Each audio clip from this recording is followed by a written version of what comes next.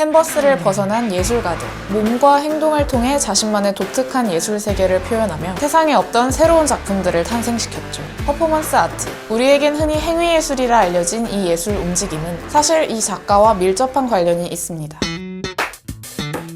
잭슨 폴록.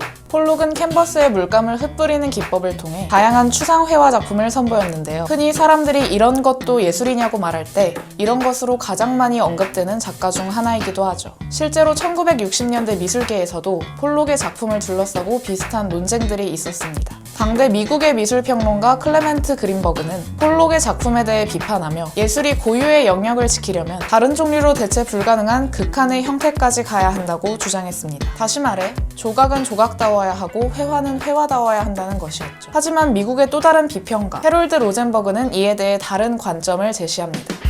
예술은 행동이다.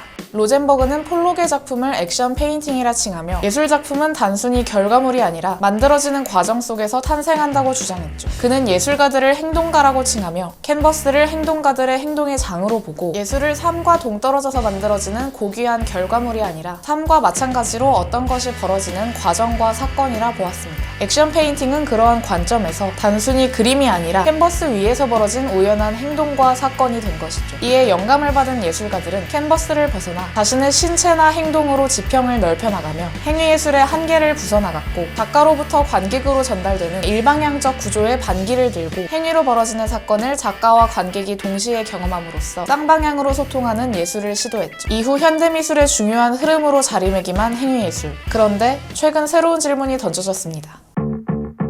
최근 전시나 페어에서 퍼포먼스를 빼놓을 수 없는 장르로 여기면서 행위예술을 어떻게 소장하고 보관할 것인가에 대한 갑론을박이 이어지기도 했죠. 예술에 있어 소장의 의미는 중요합니다. 작품의 보존과도 직결되고 또 작품에 대한 시장 형성과도 관계가 있기 때문이죠. 작품 시장 형성은 후원제도와 마찬가지로 예술가의 생업과 관련될 뿐만 아니라 예술가의 위상과 평판에도 관련이 있습니다. 특정 장르에 대해 시장이 형성되지 않으면 예술가들이 그 장르를 떠나기도 하고 최악의 경우 예술을 그만두며 결국 한 장르가 괴사해버리는 일이 생기기 때문에 작품 시장 형성은 중요할 수밖에 없습니다. 그런데 행위예술의 경우 과정에 초점을 맞추고 캔버스를 벗어나며 결과물 자체가 남지 않는 경우도 생겨났고 또 우연성과 관객과의 소통이라는 특성을 지니다 보니 작품의 본질을 유지하기 위해선 매 순간 행위예술을 펼쳐야 하는 상황이 발생하기도 합니다. 행위예술 소유권에 대한 최근 사례들을 살펴보면 크게 두 가지로 나뉩니다. 퍼포먼스의 기록물 또는 퍼포먼스로 남겨진 작품을 통하거나 퍼포먼스 자체로 소유하는 경우로 나뉘죠. 전자의 경우는 흔히 생각하는 사진이나 그림 등을 통해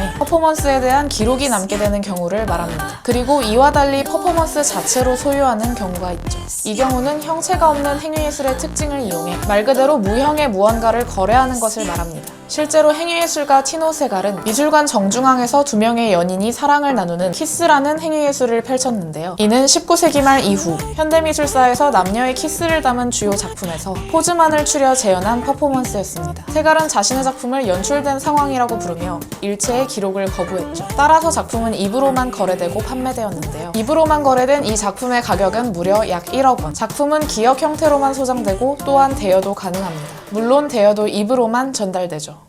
비평가들은 행위예술을 비롯해 실체를 가지지 않은 예술은 작가의 고민과 아이디어 자체가 중요하기 때문에 그를 보장하는 방식으로 소유권 논의가 이루어져야 한다고 말합니다. 결과물과 과정, 예술의 본질은 어디에 있는가부터 새로운 예술의 소유 방식까지 고민하게 하는 퍼포먼스 아트. 행위로 예술가가 던지는 물음에 우리는 어떻게 답해야 할까요?